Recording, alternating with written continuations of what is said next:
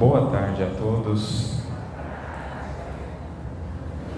Que a paz do Cristo, nosso Divino Mestre e amigo, envolva a todos nós. Que possamos elevar o nosso sentimento e o nosso pensamento às esferas do amor desse Divino Amigo que há séculos nos acompanha e tutela os passos. Nesses dias em que nos aproximamos da data convencionada para que pudéssemos nos lembrar da sua estada conosco, que deixemos-nos contagiar no coração mais íntimo da nossa alma por esse clima de esperança, por esse clima de fraternidade, por essa doçura e por essa suavidade que pairam no ar, convidando mais uma vez o nosso coração, enfim, a se converter na manjedoura onde de fato Jesus possa nascer, trazendo ao nosso mundo interior a alegria da Boa Nova, a alegria, o consolo do Evangelho de Jesus.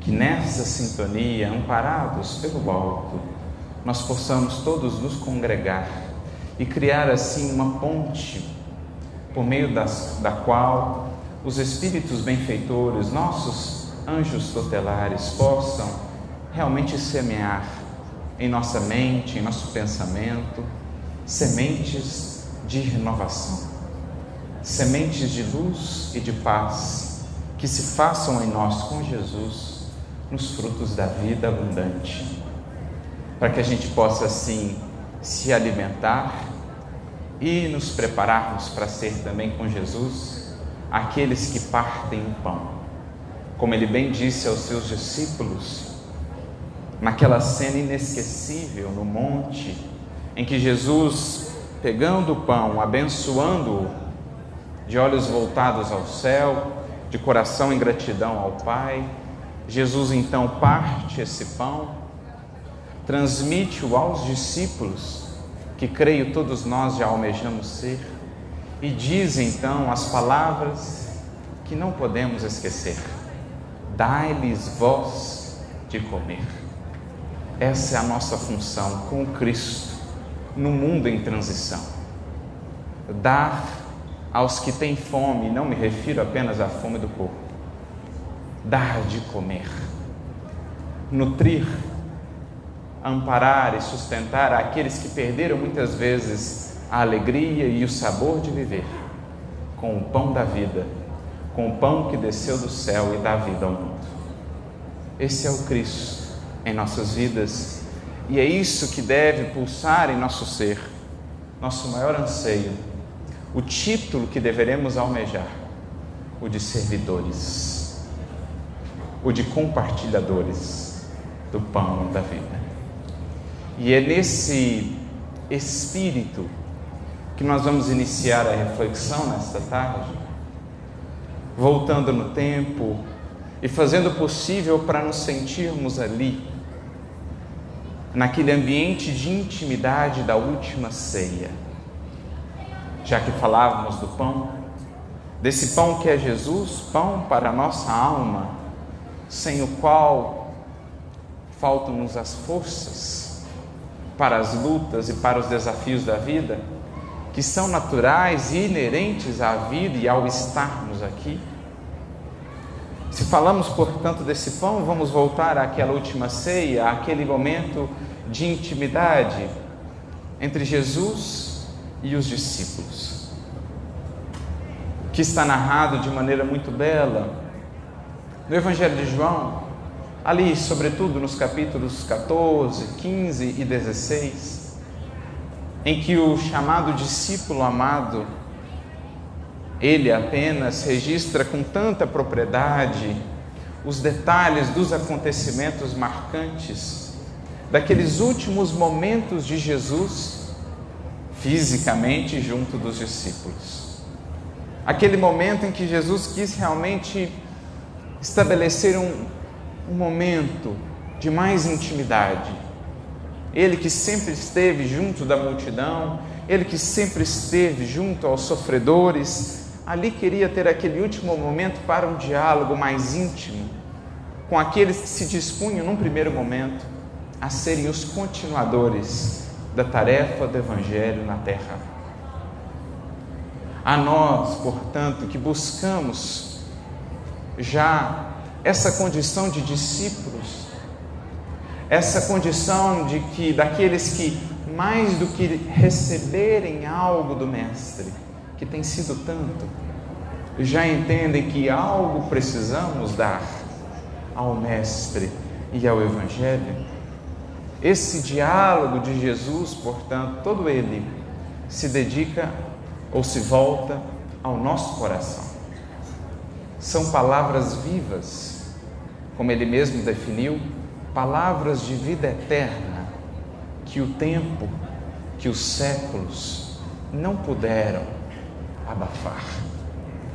Seguem ecoando, milênios afora, conclamando a humanidade a despertar para esse reino do qual Jesus era o legítimo emissário e anunciador.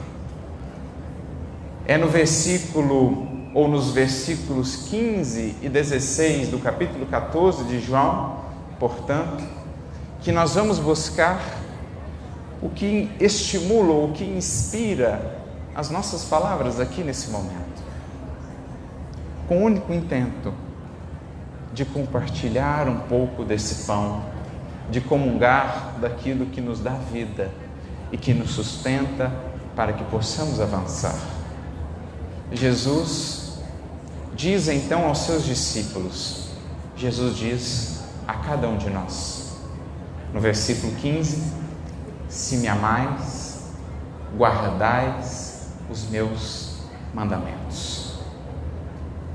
Como a dizer que a maior expressão de amor que podemos ter pelo Mestre que nos tem dado vida e que tem sido para nós o sustento, a fortaleza para seguir adiante, a melhor maneira de expressarmos por Ele a nossa gratidão e o nosso amor é sendo a Ele e às suas lições fiéis. Fidelidade que expressa amor. Fidelidade que é onde nasce, que é o que gesta a confiança, a certeza nesse amor. Então Jesus nos fala ali dessa primeira fonte inesgotável para nós de sustento e de vida, de consolo e de esperança, o seu amor. O seu amor a se expressar em nossa vida, convertendo-se num amor que irradia na prática dos seus mandamentos, cuja essência não é outra senão a do servir e a do amar, a do espalhar esse amor, que é o divino pão da vida. Essa é a primeira estaca, o primeiro apoio, digamos assim, que Jesus estabelece para os seus discípulos. A fortaleza, o sustento que venhamos a conseguir nesse amor. Mas ele prossegue dizendo, e no versículo seguinte diz: e então eu rogarei ao Pai, e Ele vos enviará um outro Consolador, que permanecerá para sempre convosco. A partir dessa frase, então, nós construímos aí uma reflexão, especialmente a partir de uma palavrinha ou duas, quando o Mestre nos diz um outro Consolador, um outro. Estamos, portanto, a falar de dois Consoladores. Nós que na doutrina espírita, Kardec vai associar a justamente esse Consolador prometido, estamos tão acostumados a falar no Consolador, por vezes nos esquecemos que é preciso juntar, que é preciso fundir os dois para que então tenhamos de fato essas duas escoras, esses dois pilares, o primeiro e o outro Consolador, como expressão dessa misericórdia, dessa solicitude infinita de Deus para com as suas criaturas que somos nós, espíritos em jornada, pela infinita estrada da vida. Não se contentou Deus em nos dar apenas um Consolador. A expressão desse amor é tão vasta, é tão grandiosa, conhece tanto as nossas dores e as nossas lutas, que resolveu Ele nos dar logo dois Consoladores. Como diria Santo Agostinho, nos seus belíssimos escritos que tratam dessa sua relação, em busca desse amor desconhecido, que nas palavras dele, tarde ele amou, esse amor que ele buscou em todos os lugares, mas que ele veio a descobrir estava mais perto do que ele imaginava. Esse amor que por anos a fio, o inquietou, essa busca, e ele então veio a descobrir esse amor que nas palavras dele o conhecia melhor do que ele próprio se conhecia. O amor divino, a bonita expressão que Kardec nos traz, a providência divina, que expressa essa solicitude de Deus para conosco. Ele a tudo vê, a tudo preside, sabe de todas as coisas, conhece a cada um dos seus filhos e a cada uma das nossas dores mais ocultas. E a tudo isso Ele provê. Não só provê, prevê. Antes do tropeço, prepara o Criador muitas vezes já a almofada ou o colchão. Antes da prova e da tempestade, confere-nos o Senhor os recursos, as estacas, para que reforcemos as bases da edificação de nossa paz e do nosso equilíbrio. Sempre esse amor antecedendo as nossas experiências mais desafiadoras, mas também provendo os recursos nos momentos de dificuldade, nos momentos de dor. Então nós vamos falar hoje desses dois consoladores que representam aí para nós a força divina em nossa vida, a expressão da misericórdia e do amor a nos impulsionar para aquilo que estamos destinados a ser, ou para aquilo que estamos destinados a encontrar. Invariavelmente todos nós chegaremos lá, na divina luz, mas desde já cabe ao nosso coração, cabe ao movimento da nossa alma buscar esses recursos para tornar a nossa caminhada tão suave quanto nos seja possível, embora sempre marcada por lutas e desafios, porque esse é o caminho cristão. É um caminho muitas vezes de cruzes, as cruzes que redimem, as cruzes que elevam, as cruzes que santificam. É paradoxalmente o caminhar com Cristo, o caminho de um jugo suave e de um fardo leve.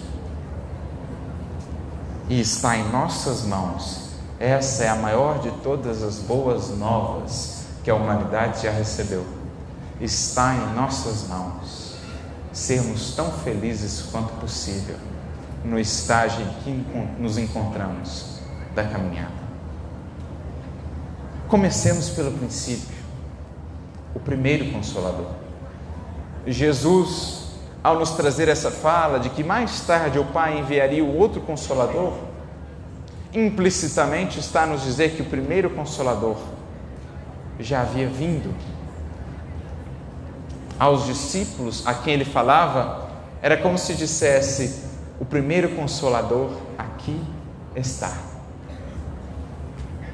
Porque, como nos diz o benfeitor Emmanuel, se o Antigo Testamento em toda a sua simbologia, representa a busca humana batendo às portas do céu, o Novo Testamento, ou a vinda de Jesus, representa a resposta divina aos dramas e às dores humanas. Jesus é a carta de Deus a todos nós. Por meio daqueles lábios, de onde emanaram o mel, o leite da sabedoria e do amor, Deus conosco falou e nos legou a mais bela mensagem, o mais inspirador poema que a humanidade já ouviu, já leu ou já concebeu. Jesus é a própria expressão do Verbo divino, conversando com a dor humana. Jesus é a própria expressão do sopro divino, assoprando as adormecidas brasas humanas e falando-nos de um destino, ou falando-nos de forças e potenciais que nós mesmos, a nosso respeito, estávamos muito longe de conceber. É isso que representa Jesus e o Evangelho em nossas vidas. O primeiro, o maior e o insuperável Consolador.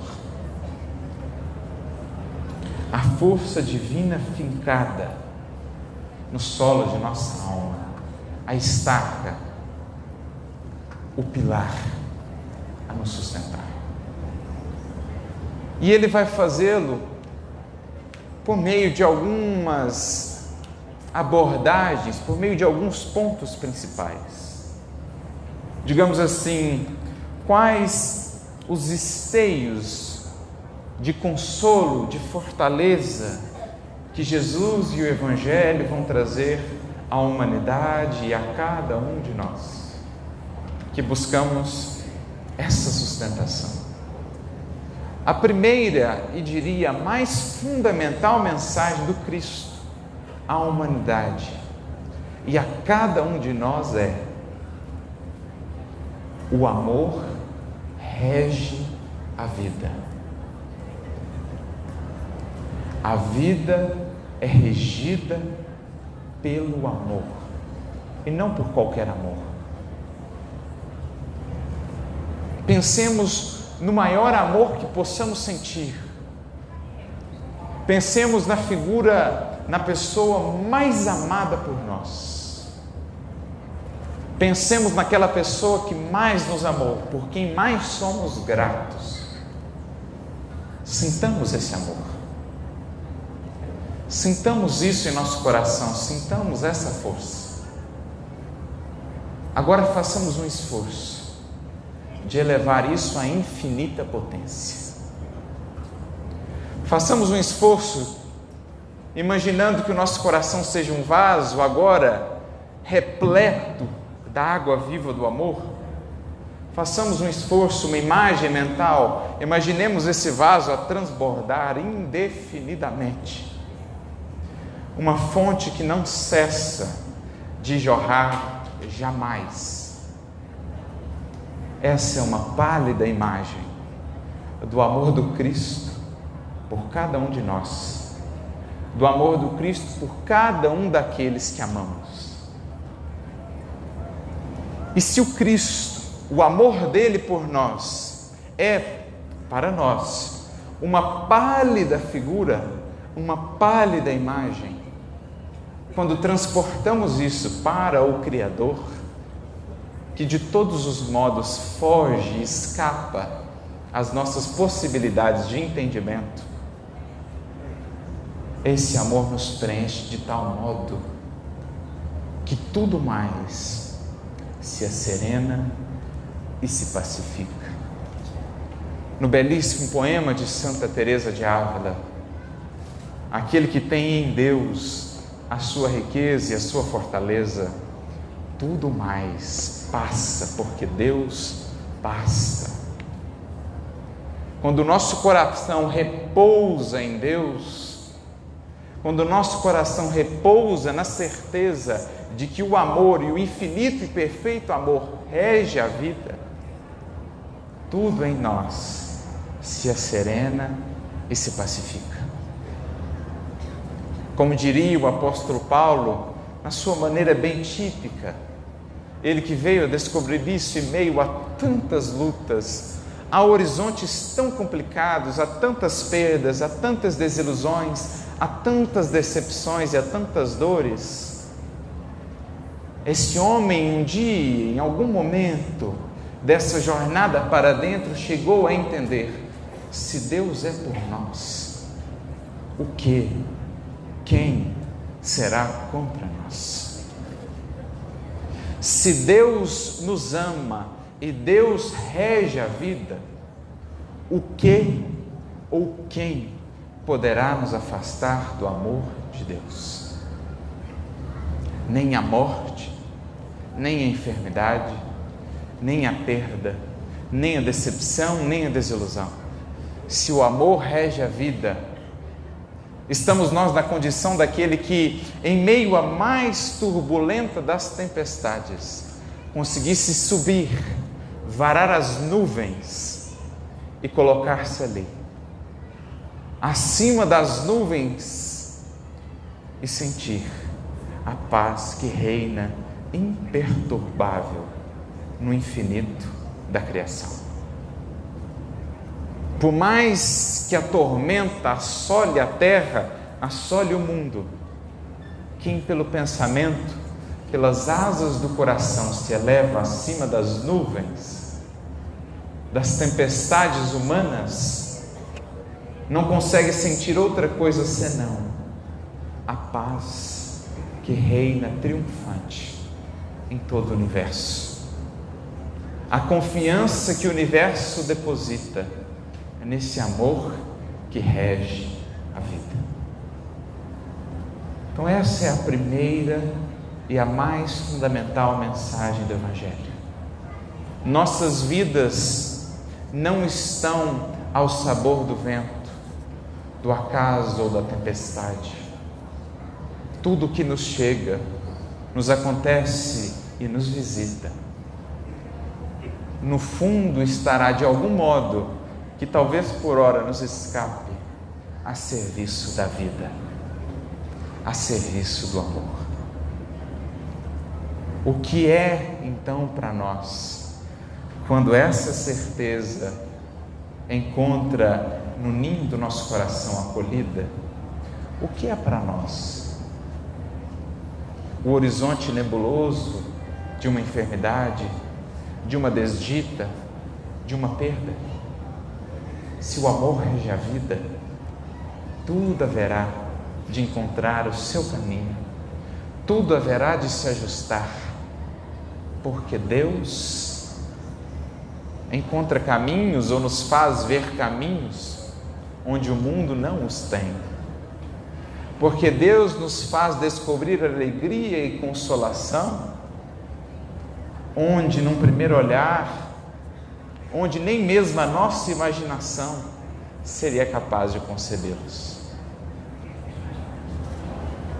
O amor rege a vida. O amor reina. E só o amor prevalece. Pois, nas palavras de Alta de Souza, se eu não me engano, o tempo só conserva aquilo que se fez por amor e no amor.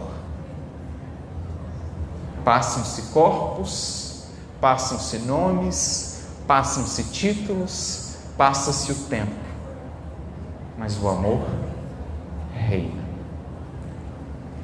E se o amor reina, daí já se tira, ou daí decorre já a segunda grande estaca, ou o segundo grande pilar que o Evangelho fincou no entendimento e no coração humano. A misericórdia nunca falta. Porque se o amor reina na vida, talvez a mais bela das expressões do amor seja a misericórdia. porque é a expressão de um amor que já prescindiu de quaisquer retornos. É o amor que sabe amar apesar de. É o amor que sabe amar independente de. É a misericórdia. É aquele amor que embala as nossas misérias, as nossas chagas. É aquele amor que nos resgata de onde nós, por nós mesmos, não conseguiríamos escapar. É aquele amor do bom pastor que, deixando 99 ovelhas no campo, vai em busca daquela, a uma perdida, sem a qual a alegria não poderá ser completa e efetiva no reino do amor. Então, a segunda grande mensagem do Evangelho de Jesus, que é para nós uma fonte inexaurível de consolo, de esperança e de força, é aquela de que não importa o quanto tenhamos nos equivocado, não importa o quão baixo tenhamos descido, não importa o quão fundo seja o buraco em que tenhamos nos colocado, nada é grande, é longe, é impossível demais para o amor e a misericórdia de Deus. Figuras como o apóstolo Paulo, como Maria de Magdala, como nós mesmos, somos a mais legítima expressão disso. Ovelhas perdidas de há séculos, aqui estamos, reunidos em torno do Cristo, reunidos em torno do Consolador, graças a essa misericórdia, que um dia das nossas maiores sombras nos resgatou, que um dia das nossas maiores desilusões, da nossa mais profunda tristeza, nos retirou e nos trouxe um alento, um hausto, um sopro renovador de esperança e de fé. Deus a nenhum dos seus filhos desampara. Não existem caminhos sem saída, não existem pontos finais. O recomeço é sempre uma alternativa. O recomeçar é sempre uma possibilidade. Tenhamos nós descido ao mais escuro, tenhamos nós descido ao buraco mais fundo de pessimismo, de desesperança, de tristeza ou de queda moral, a mão divina lá estará. Se encontrar em nós a mínima disposição do recomeço, não nos faltará.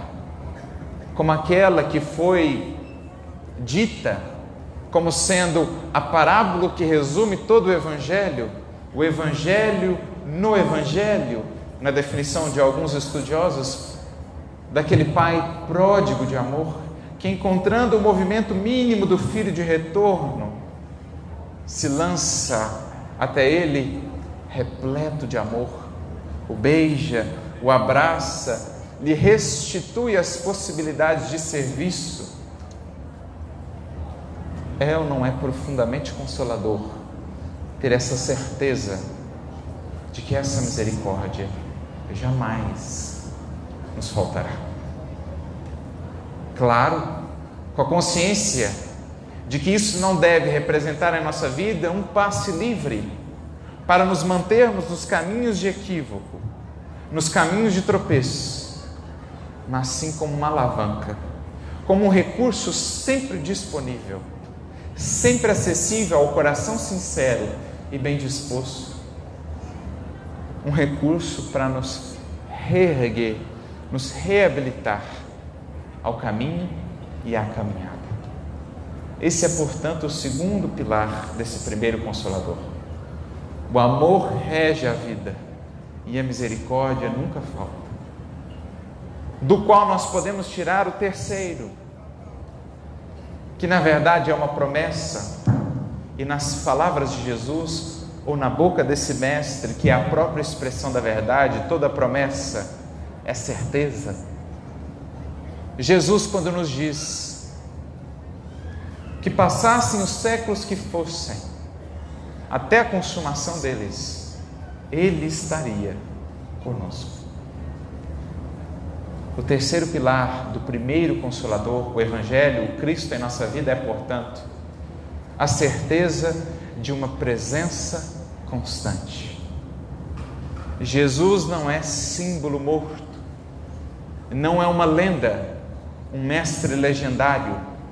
Jesus é amigo, Jesus é um ser vivo, presença viva ao nosso lado, a caminhar conosco, a nos inspirar, a nos sustentar, a conversar conosco, no silêncio da nossa oração, no silêncio do coração, na fala de um amigo, na voz acolhedora e terna de uma mãe, na voz firme de um pai que educa.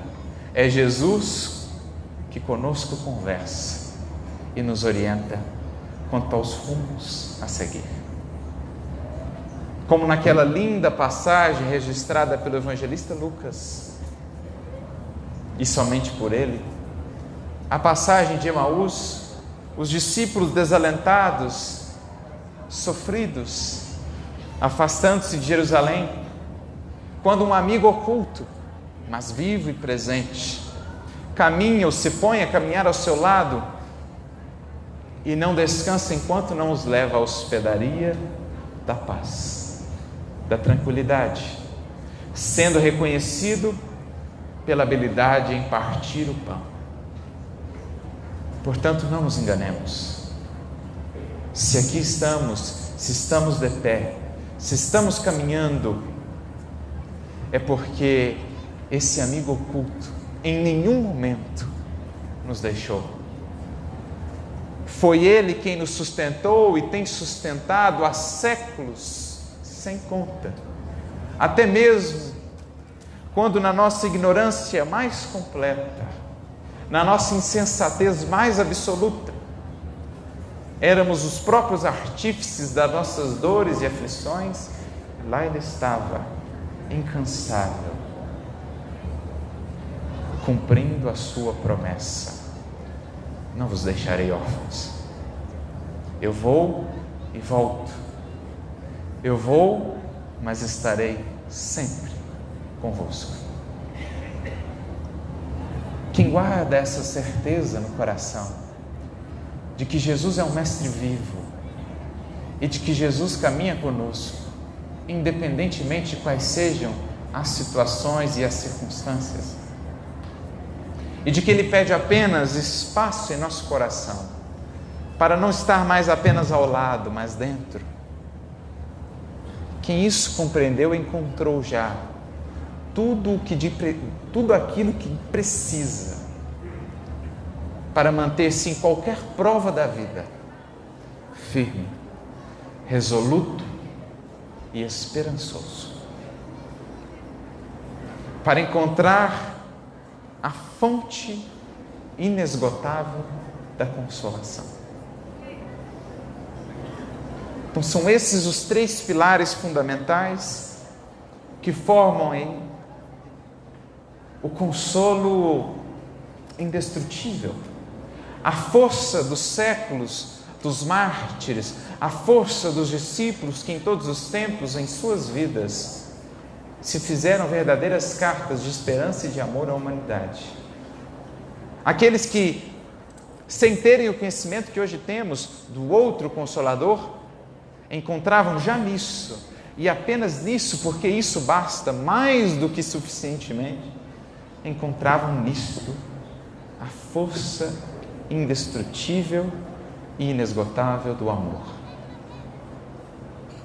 Quem entende, quem compreende mais do que isso, quem sente que o amor rege a vida, que a misericórdia nunca nos falta e que o Cristo é uma presença constante, encontrou a maior de todas as forças.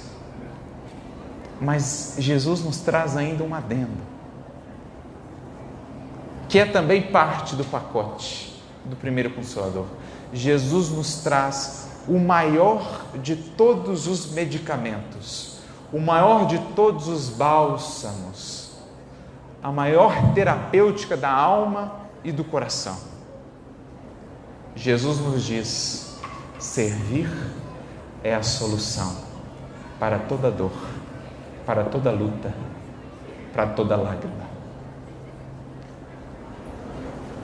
Que as nossas lágrimas se convertam em bálsamo nas feridas daqueles que choram mais do que nós. Essa é a terapêutica do Evangelho. Que o nosso suor seja a água santificadora da nossa vida, como de outras vidas, com quem pudermos colaborar. E quando o suor sair dos olhos, convertendo-se em lágrimas, que seja uma água ainda mais pura e mais santa, a nos dessedentar e a dessedentar aqueles que têm mais sede do que nós, que precisam mais da água da vida. Jesus, portanto, traz no Evangelho o bálsamo e o medicamento soberanos que curam todas as chagas e as feridas da alma. E esse medicamento atende por um nome simples, mas o mais belo dos verbos, o verbo servir. Porque é o verbo que nos encanta na figura de um Eurípides Barçanufo, fazendo-se para nós, no seu sacrifício, vida. É o verbo que nos encanta em um Chico, fazendo-se um cisco, para nos mostrar o que é a riqueza e o que é a grandeza. É um verbo que se faz beleza em Bezerra de Menezes, o médico que curava com essa água, a do suor e das lágrimas, no serviço com Jesus. Eis a terapêutica do primeiro e o mais fundamental Consolador.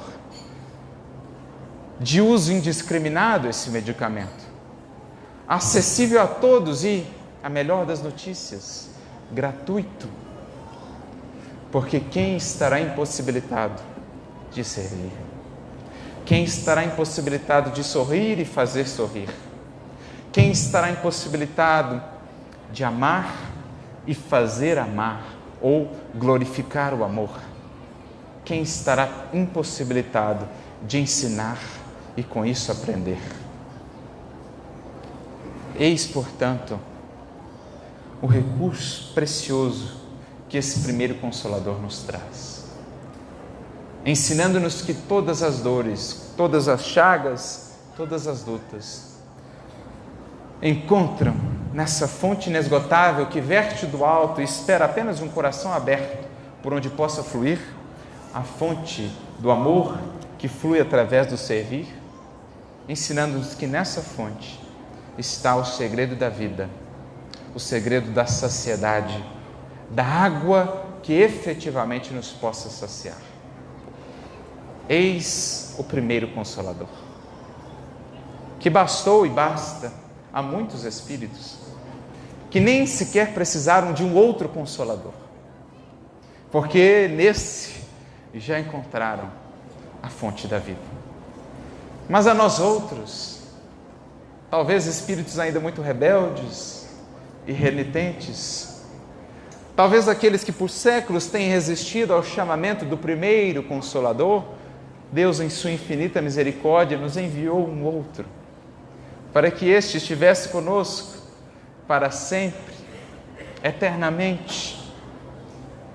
E esse Consolador atende pelo nome em nossas vidas de Espiritismo, que é assim tão forte, que é assim tão grandioso e tão vivo, justamente porque recorre ao primeiro, porque revive o primeiro, como Jesus mesmo anunciou: Ele vos lembrará de tudo o que lhes disse.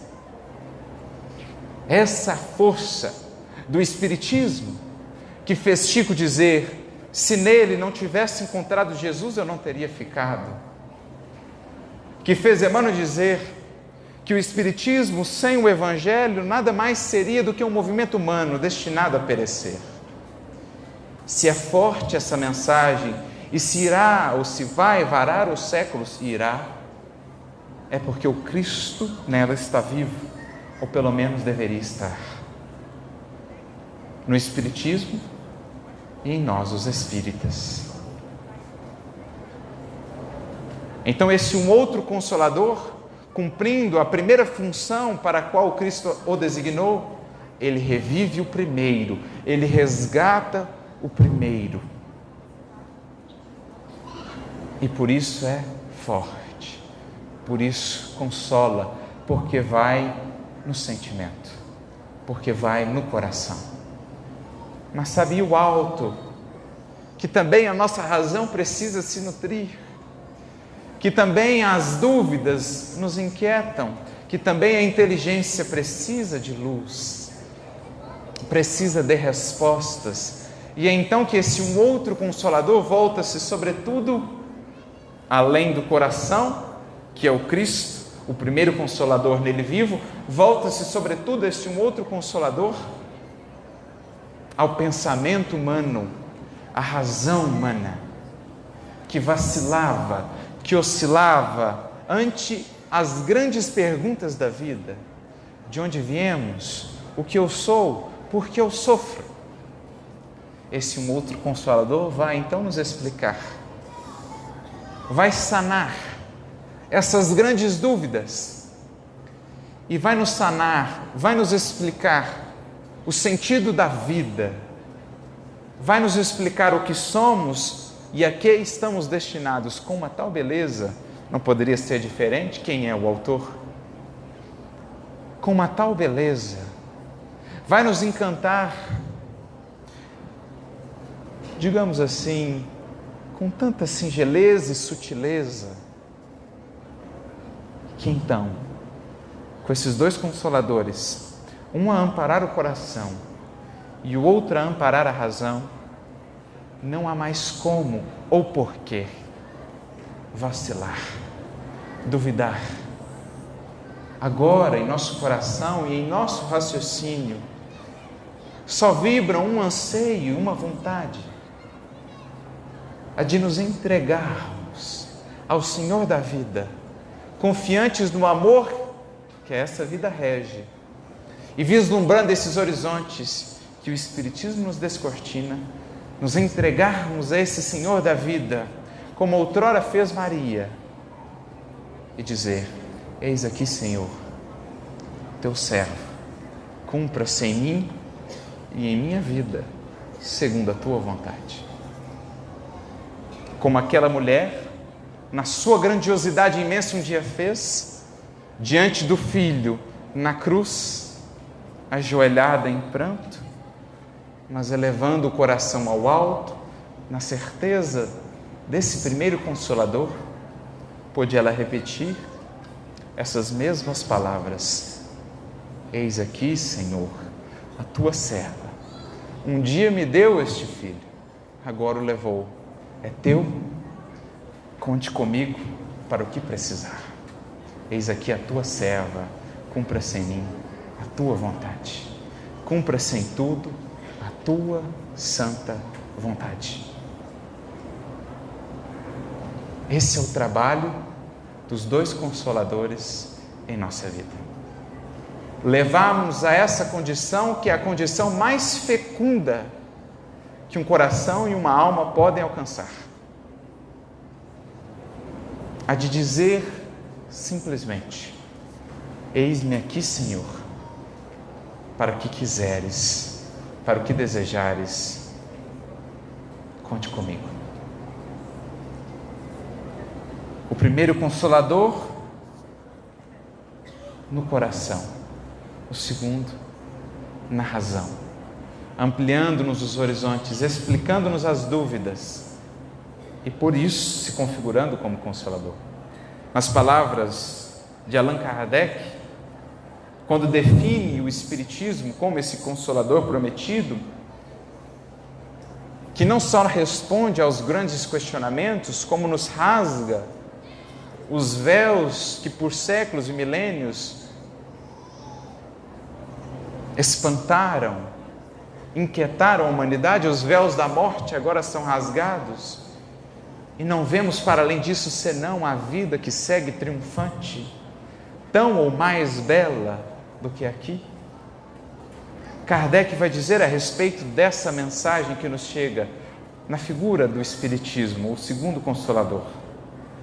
Se considerar, isso está no livro A Gênese, 1º capítulo, item 42, o poder moralizador do Espiritismo, pela finalidade que assina a todas as ações da vida, por tornar quase tangíveis as consequências do bem e do mal, pela força moral, a coragem e as consolações que dá nas aflições, mediante inalterável confiança no futuro, pela ideia de ter cada um perto de si os seres a quem amou, a certeza de os rever e a possibilidade de confabular com eles, enfim, pela certeza de que tudo quanto se fez, quanto se adquiriu em inteligência, sabedoria, moralidade, até a última hora da vida, não fica perdido, que tudo aproveita o adiantamento do Espírito, reconhece-se que o Espiritismo realiza todas as promessas do Cristo a respeito do Consolador anunciado. Porque moraliza, porque amplia os horizontes e porque traz àqueles que a Ele se abrem e que buscam mais do que compreendê-lo, senti-lo nas palavras de Kardec, traz a esses coragem, resiliência, força imensas para se vencer quaisquer que sejam os obstáculos. Por isso, mais do que simplesmente um consolador, vai dizer Emmanuel no prefácio do livro Missionários da Luz, o Espiritismo tem uma tarefa em nosso tempo ainda mais vasta do que ser esse patrimônio inesgotável de consolações. É ele um imenso movimento libertador de consciências e de corações. Liberta-nos daquilo que nos prende, daquilo que nos limita, daquilo que nos impede de acessar o infinito amor que rege a vida, que está ao nosso lado, que nunca nos abandonou, mas que espera de nossa parte um coração que se entregou à proposta divina que esse amor preparou para nós e para aqueles que amamos. Liberta-nos, portanto, o Espiritismo e o Evangelho, que nele está incorporado, que é a sua própria alma. Libertam-nos essas forças, essas estacas, esses apoios divinos, de tudo em nós que se faça algema, que se nos faça peso desnecessário, convertendo a nossa jornada numa jornada mais leve, mais suave, porque ancorada no amor. Essa é a tarefa do Consolador ou dos Consoladores em nossa vida. A tarefa de um facho libertador. E é essa a mensagem que Emmanuel nos traz no livro Opinião Espírita, capítulo 6, em que ele diz: Consolador prometido por Jesus, o Espiritismo alcança o homem por mensageiro divino, estendendo-lhe as chaves da própria libertação. De qualquer cativeiro de dor, de aflição, de angústia ou desilusão, as chaves o Espiritismo nos estende como Evangelho, dizendo: está em tuas mãos, meu filho, converter tudo isso em adubo, tudo aquilo que era tomado por algo desprezível, algo lamentável em nossa vida, tudo isso pode ser convertido transmutado em adubo renovador. Está em nossas mãos. Rompe, diz Emmanuel, o Espiritismo, os limites que circunvalam o planeta, a nossa pequenina Terra, em forma de horizontes, e descortina-nos a visão do universo, povoado de mundos inumeráveis, rasgando a venda de ilusão que lhe empana a ideia da vida. Ou seja, a vida não é só o que podemos ver ou tocar, com a pobreza dos sentidos terrestres. Saibamos ampliar a nossa concepção do que seja viver, do que seja a vida. Funde o Espiritismo as grades da incompreensão entre as quais o homem ou a criatura humana se acredita cobaia pensante em vale de lágrimas, e fala-lhe da justiça perfeita e da bondade incomensurável do Criador, que concede oportunidades iguais a todas as criaturas, nos planos multiformes da criação, extirpando a cegueira que lhe obscurece o entendimento e ensinando-lhe a reconhecer que deve a si mesmo o bem ou o mal que lhe repontem da senda. Parte o Espiritismo as grilhetas de sombra que encerram a nossa inteligência em falsos princípios de maldição ou favor, impropriamente atribuídos à excelsa providência, e oferece-nos o conhecimento da reencarnação do Espírito em aperfeiçoamento gradativo na Terra ou em outros mundos.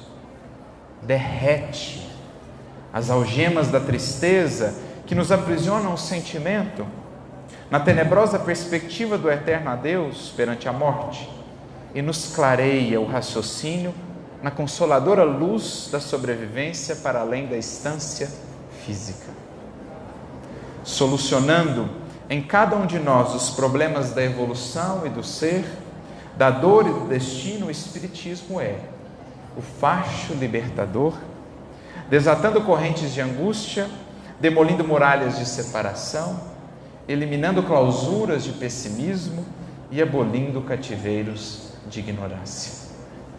Se te encontras, quanto nós, entre aqueles que tanto recebem da nova revelação ou deste um outro Consolador, perguntemos a nós mesmos: o que lhe damos em serviço e em apoio, cooperação e amor? Porque, sendo o Espiritismo crédito e prestígio de Cristo entregues às nossas consciências endividadas, é natural que a conta e o rendimento que se relacionem com ele sejam responsabilidade em nossas mãos. A misericórdia divina há muito, portanto, atuou e segue atuando em nossas vidas.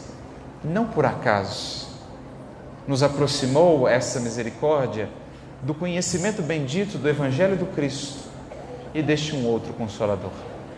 Tudo isso é adubo divino no solo ainda empobrecido de nossas almas, para que de todas as experiências, mesmo das mais dolorosas, daí flores e frutos possam nascer.